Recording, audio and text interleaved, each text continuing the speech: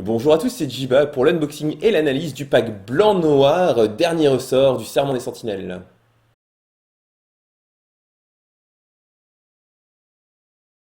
Alors, qu'allons-nous trouver dans ce dernier ressort? Blanc-noir, soit une combinaison assez intéressante. Si j'en crois le format de draft que j'ai pu tester un petit peu, il y a de fortes chances que ce soit un jeu un peu allié. Et puis en plus, il y a une 3-3 alliée en couverture, hein. C'est un autre indice qu'il ne faut pas négliger. On retrouve donc le deck, la belle boîte, toujours de la couleur principale du deck, dans laquelle est caché des boosters, un magnifique. Ah, j'arrive jamais à ouvrir ces trucs-là. Voilà, un magnifique papier avec la liste de tous les intro packs. Le voilà, et avec Nissa. Puisqu'on le rappelle, c'est quand même Nissa qui va aller chercher les Eldrazi pour les tataner. Que Nissa fait des rares vies bizarres. Alors, je sais pas si vous le saviez, mais Nissa rêve des miracules. Honnêtement, ça me ferait vraiment flipper. Je mets les boosters de côté pour tout à l'heure. Je vais ouvrir le pack. J'ai le poids de l'ouverture facile. Je n'arrive pas. Voilà.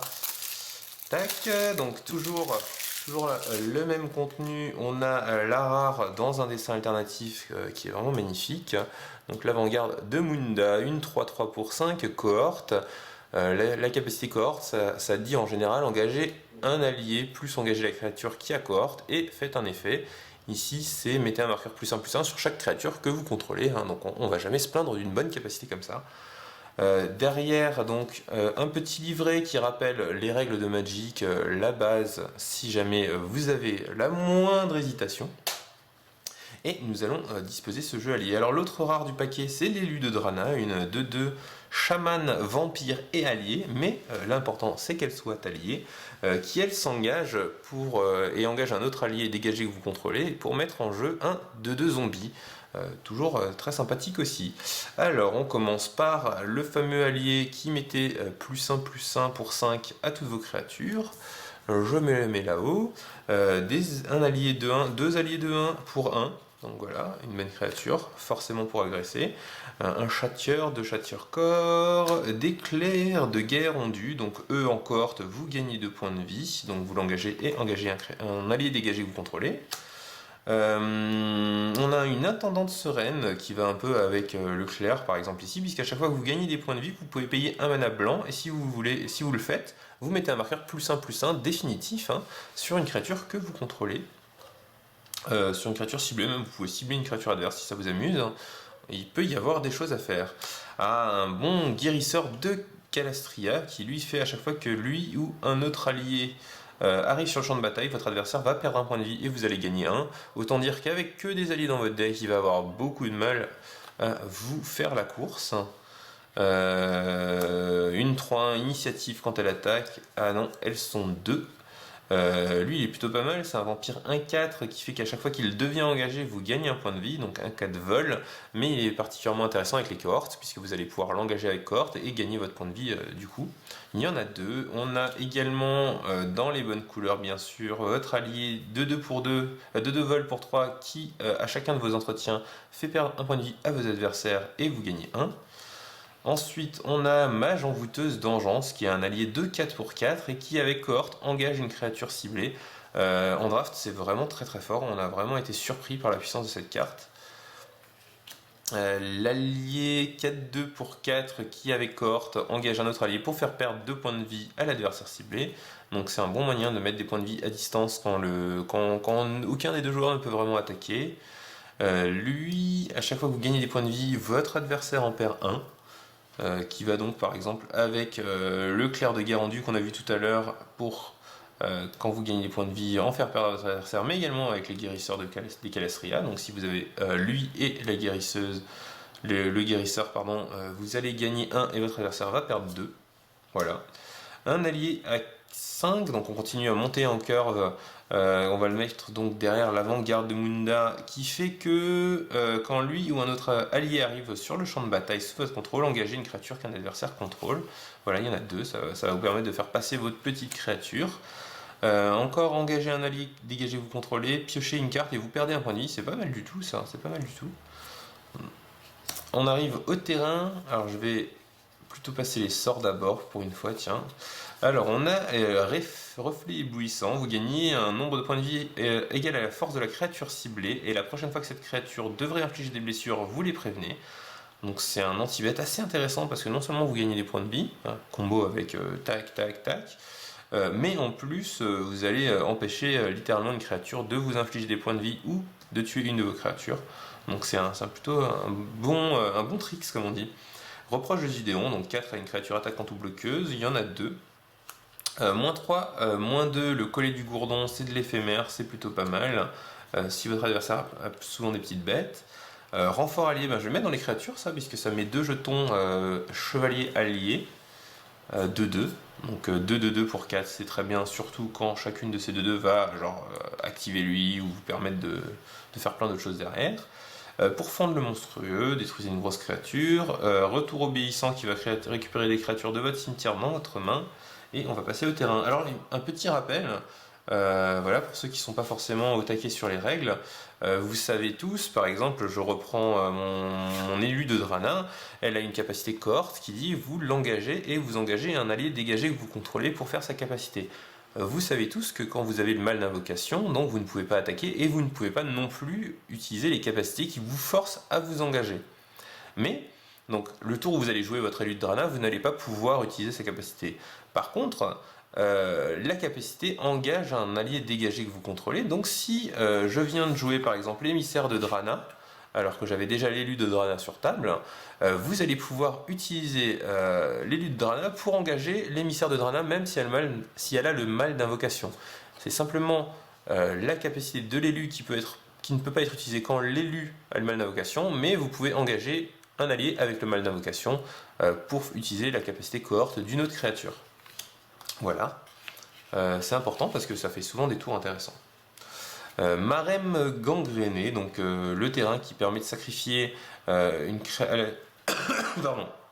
Qui permet de forcer votre adversaire à sacrifier une créature.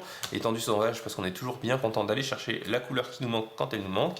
Et des terrains de base, donc a priori il y aura des plaines et des marais. Voilà, rien de plus, pas de land, pas la peine pour ce deck. Alors on va passer ouvrir en booster, donc là c'est assez facile. On veut pas juste des cartes blanches et noires, on veut une carte qui soit vraiment très forte en blanche et noir ou n'importe quel allié. Enfin n'importe quel allié, blanc et noir bien sûr. Alors qu'est-ce qu'on trouve? Eh bien on commence par soutenez 2, piocher une carte.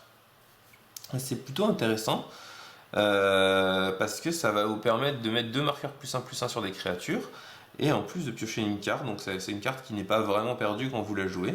Et je pense qu'elle va rentrer directement à la place du retour obéissant, parce que récupérer des cartes de cimetière de votre créature.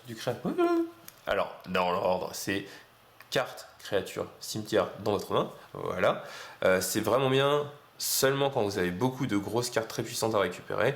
Là, on a vraiment 2 rares qui sont très puissantes, mais le reste, elles sont toutes relativement interchangeables. Donc, on va mettre le coude à coude à la place.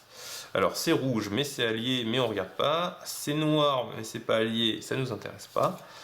Bah voilà, un bon sort encore une fois. Donc c'est un sort pour 4 qui exile une créature ou un enchantement qu'un adversaire contrôle jusqu'à que la zone d'isolation s'en aille. Donc c'est effectivement un bon anti-bet. On pourrait potentiellement le rentrer à la place d'un collet de goudron. Voilà. Ou d'un pour fendre le monstrueux. Pour fendre le monstrueux c'est bien mais ça tue pas tout. Alors que ça tue vraiment tout. Chercheuse de flammes d'Akoum, c'est rouge. Ah voilà, un allié noir. Donc on retrouve un mage aux chaînes de Zulaporte. Je pense que dans ce jeu-là, je vais essayer de choper des alliés un peu plus bas de curve, de préférence aux alentours de 3. Enfin, de préférence 3, voilà, pas aux alentours. 3, ce serait le mieux. Si je peux en choper des bons à 2, pourquoi pas. Mais on a une curve à 4 qui est quand même assez imposante. Et je suis pas sûr qu'on ait besoin d'un de plus ici, sauf peut-être à enlever quelque chose de plus cher. Donc on va les mettre de côté. Voilà, en dessous de Emilien. Et on va continuer à regarder ce que nous offre ce booster. Alors je vais essayer de passer les cartes une par une pour pas trop qu'on voit ce qu'il y a derrière avant l'heure. On va garder le suspense pour les Unco et les rares. Donc gardien des semences c'est bien, mais pas dans ce deck-là. Poigne du roulis c'est pas mal, mais pas dans ce deck-là. Ah, Guerrillo téméraire c'est très bien, mais pas dans ce deck-là. Quelle est rare? Est-ce que la rare est au moins de la bonne couleur? C'est un terrain, c'est un terrain. Ça marche avec les créatures incolores, donc ça ne va pas marcher dans notre deck. De ce que je regarde derrière, j'ai l'impression qu'il n'y a pas de foil. Donc on a une île et une plante. Ok, on va passer au deuxième booster. Donc pour l'instant on n'a pas beaucoup amélioré le jeu, mais je trouve que ce jeu se tient vraiment très bien déjà, donc c'est pas forcément grave si on trouve pas énormément de cartes. Vous devriez arriver à bien démonter vos adversaires déjà comme ça. Alors un rapace qui soutient 2, c'est pas mal, mais c'est pas un allié, donc on va le mettre de côté, on va pas le jouer. Alors, rouge, non, ah voilà, le premier land que j'ouvre dans un beau vrai booster. C'est pas pour ce jeu là, mais ça fait plaisir d'ouvrir des lands. Hurleur de Kozilek, c'est noir mais c'est pas allié et ça a besoin de mana incolore, donc on met de côté. Lumière corrosive, ça c'est intéressant comme carte, ça détruit une créature attaquante ou bloqueuse avec une force inférieure ou égale à 2. Donc ça tue pas grand chose, mais c'est pas cher du tout, donc ça permet de tuer des petites créatures pour vraiment pas cher. Je dirais que ça dépendra des gens avec qui vous jouez. Si vous jouez avec des gens qui utilisent souvent des petites créatures et que vous avez du mal à tenir le début de partie, c'est une carte que vous allez pouvoir rentrer contre eux facilement. Rouge, vert, je vois déjà du bleu derrière. Hop, ce serait bien, comme d'habitude, ce serait surtout bien d'avoir une rare dans nos couleurs. Ça permettrait de rendre le jeu puissant, beaucoup plus puissant si c'est un bon allié rare. Un mur 0,6, ouais, ça va pas être très intéressant dans un jeu qui cherche à attaquer. Mais la carte en elle-même est pas mal. Le ballot infécond, c'est ballot. Encore un gardien des semences, dis donc. Et alors, qu'est-ce qu'on a comme couleur? C'est bleu-rouge, c'est Jory N. Donc ça va pas rentrer dans ce jeu-là. Et je pense qu'on n'a pas de foil. Voilà. Par contre, on a une belle plaine qui pourra rentrer dans vos terrains, puisque je préfère quand même beaucoup les terrains full art comme ça, je les trouve vraiment sublimes. Voilà. Du coup, je pense qu'on va pas rentrer ce mage aux chaînes de Zulaporte, c'est pas vraiment la peine. On a déjà suffisamment d'alliés et la curve à 4 est déjà. Alors lui c'est à 4, lui c'est à 3. Mais la curve à 4 est déjà très très massive. On n'a pas forcément besoin de rajouter un truc à 4. Donc je peux l'enlever. Et on a un deck un petit peu agressif avec énormément de synergie. N'hésitez pas à chacun de vos tours de relire toutes vos cartes pour être sûr que vous ne ratez rien, parce qu'il y a vraiment énormément de choses qui sont ratables dans ce jeu. Mais ça rend le jeu vraiment sympathique à jouer, je pense.